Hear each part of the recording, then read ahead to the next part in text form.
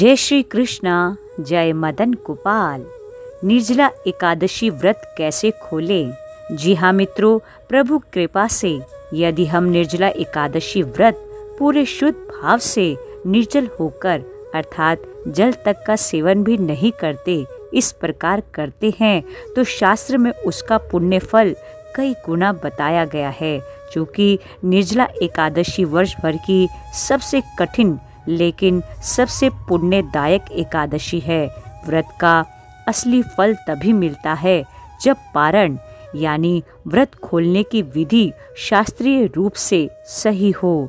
निर्जला एकादशी का व्रत द्वादशी तिथि में सूर्योदय के बाद खोला जाता है, लेकिन ध्यान दीजिए, हरिवासर काल यदि सूर्योदय के बाद तक चलता है तो पारण उसी के समाप्त होने के बाद करना चाहिए।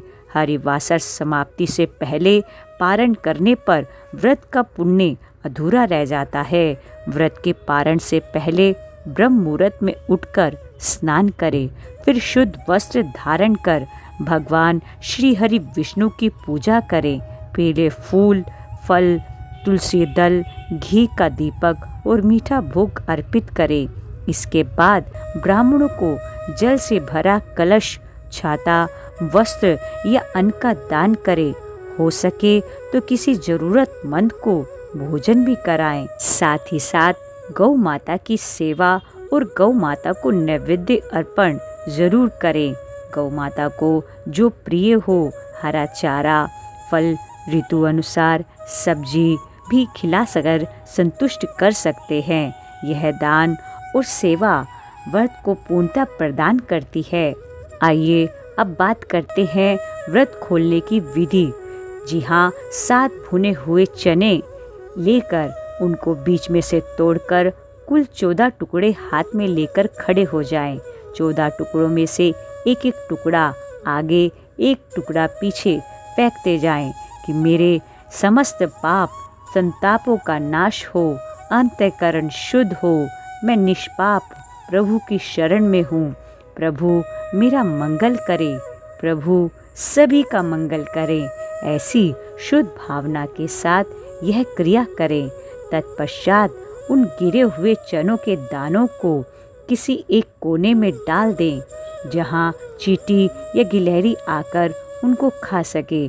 तदुपरांत कुछ भुने हुए चने खा लें। उसके बाद गुनगुने पानी में नींबू, मीठा और कुछ सेंधा नमक मिलाकर शिकंजी बनाकर पी लें। तदुपरांत मूंग की दाल अथवा हल्की हल्की खिचड़ी बनाकर खा सकते हैं। पूरे दिन गुनगुना पानी पिए तो अच्छा होगा। कोई भारी चीज न खाएं। पूरा दिन मूंग ही खाएं तो अति उत्तम होगा। लहसुन, प्याज, अंडा इत्यादि तामसिक भोजन को हो सके तो अभी से त्याग दे। सात्विक आहार का ही सेवन यथा योग्य लेने का प्रयास करें।